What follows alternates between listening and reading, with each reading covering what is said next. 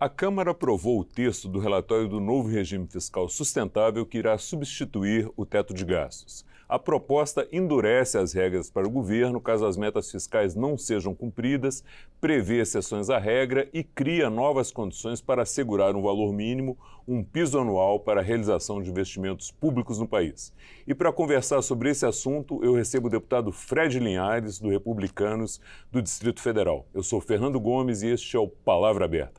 Deputado, seja muito bem-vindo, muito obrigado por estar aqui com a gente para conversar sobre esse importante assunto. Eu começaria perguntando ao senhor aí o que o senhor achou do relatório, se ele incorporou todas as expectativas em relação à responsabilidade fiscal, qual a sua visão geral aí do relatório?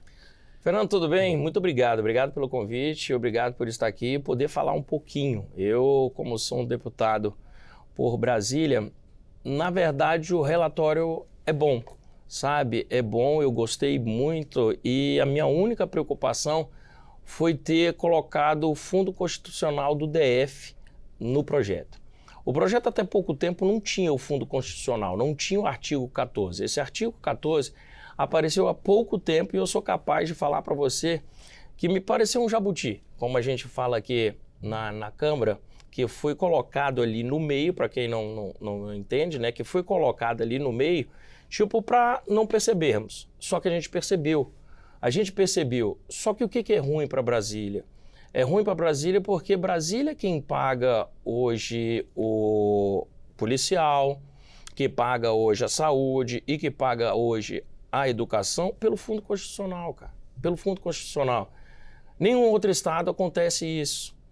E acaba que nós temos uma média do Fundo Constitucional aqui girando em 8%. Eu vou colocar uma média alta de 8%. Se eu for um cara bem realista, é uma média de 6%. Se a gente diminui isso para 2,5%, que eu estou falando do teto, que isso vai de 0,6% a 2,5%, o prejuízo nosso, para você ter ideia, chega a 87 bilhões em 10 anos.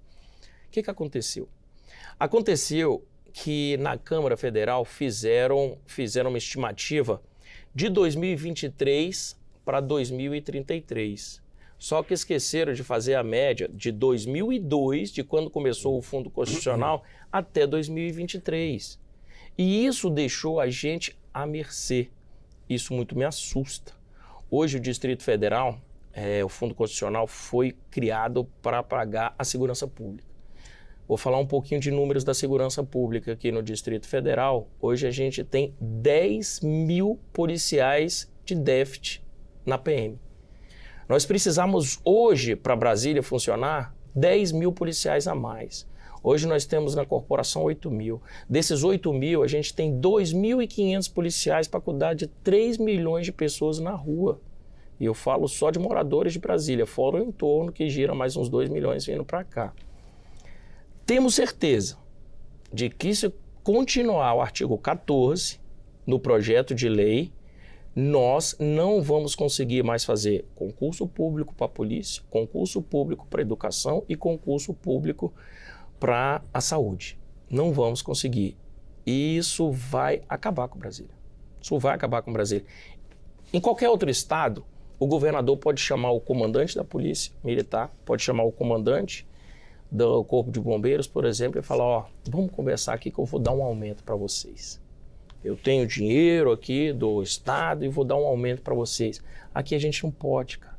O governador não pode chegar aqui e falar para o comandante, eu que vou dar aumento para vocês, porque o Fundo Constitucional não permite isso, a gente não tem isso. Então é uma preocupação muito grande de Brasília esse artigo 14 que tem no projeto de lei. Perfeito. Deputado, pelo texto, o projeto prevê que o chefe do executivo, que o presidente vai encaminhar por meio de lei complementar, como se fosse o orçamento aqui desse fundo, né? O senhor acha que isso não pode ser negociado depois de uma forma com o executivo que resolva, pelo menos em parte, o problema? Eu estou pedindo isso. Ainda hoje eu conversei com o relator do projeto e cheguei a dar algumas sugestões para ele. Eu falei, ó, nós estamos falando de 10 anos. Vamos fazer o seguinte, a gente não tem plano B em Brasília. Eu não tenho indústria em Brasília. Eu não tenho agropecuária em Brasília. E eu não tenho turismo em Brasília. Não tem. Qual é o plano B de Brasília? Nós vamos ganhar dinheiro de onde? Não tem onde a gente ganhar dinheiro se não for esse. A gente precisa planejar o que a gente vai fazer. Me dê 5 anos. Me dê 5 anos. Os outros estados, girar no 2,5 é lindo para os outros estados. É muito bonito. Inclusive, esses 2,5, conforme o governo está falando, vai aumentar a cada ano para eles, porque o orçamento do governo vai aumentar a cada ano. Mas 2,5 não sustenta Brasília. Eu pedi para eles, me dar 5 anos. Daqui a 5 anos, volta para o 2,5 para a gente. Essa foi uma das sugestões que eu dei para o relator. Deixa um tempo a gente trabalhar e vamos ver o que vai acontecer. Vamos ver o que vai acontecer dentro do plenário. O projeto foi aprovado para todos os estados, maravilhoso, para o nosso Distrito Federal horrível. Tenho esperança ainda, inclusive, do Senado. Era a minha próxima pergunta. Em o projeto sendo aprovado com o Distrito Federal dentro da regra do teto, próxima etapa, Senado, a luta continua lá para retirar? Eu vou lutar e vou continuar lutando com todas as minhas forças.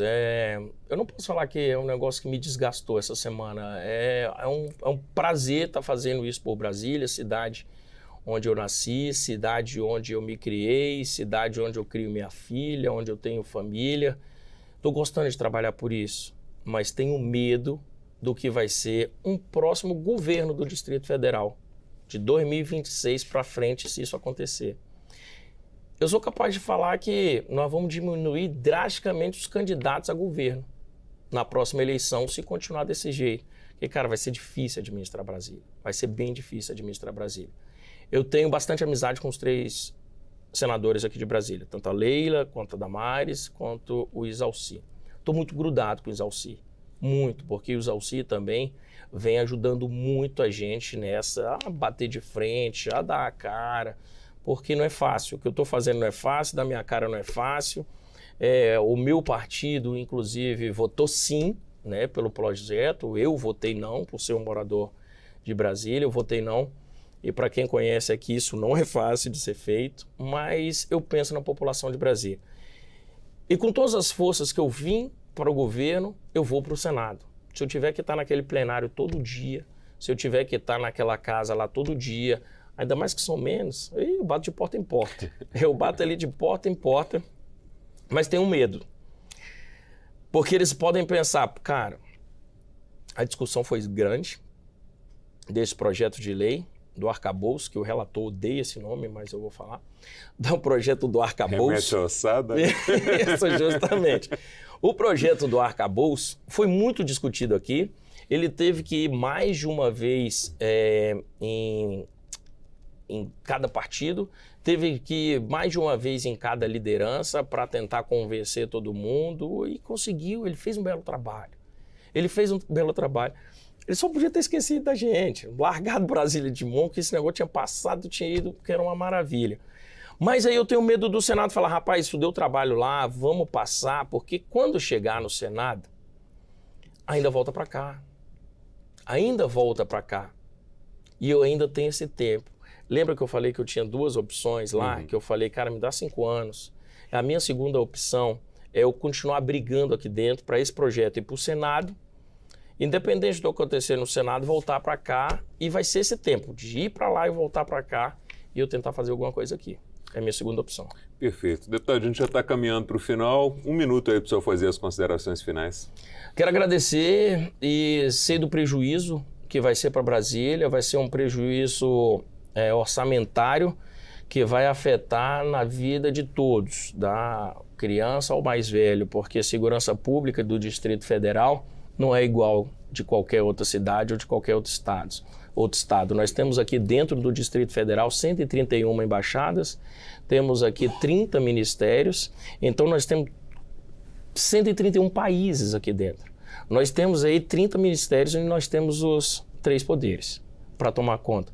A nossa segurança de Brasília devia ser mais bem cuidada e não ser pensado do jeito que eles estão pensando, que já foi feito isso verbalmente. Brasília não pode ser privilegiada. Brasília tem que ser. Tudo que eu falei para vocês aqui não tem em outro estado. Por isso que eu peço para eles, peço inclusive para os nossos senadores, peço para os nossos deputados, cuidarem da nossa cidade, porque os 513 estão aqui toda semana. Obrigado, deputado. Obrigado pelos esclarecimentos prestados aqui. Seja sempre muito bem-vindo à Palavra Aberta. Fernando, muito obrigado a você, irmão. Obrigado. Eu conversei com o deputado Fred Linhares, do Republicano aqui do Distrito Federal, sobre o texto do relatório do novo regime fiscal sustentável que irá substituir o teto de gastos. Se você quiser assistir novamente a este ou a outro dos nossos programas ou ter mais informações sobre esse assunto, é só acessar o site da Câmara, câmara.leg.br, nossas páginas nas redes sociais, nosso canal no YouTube ou o aplicativo Câmara ao Vivo no seu celular. A você que nos acompanha, muito obrigado pela sua audiência, um forte abraço e até a próxima.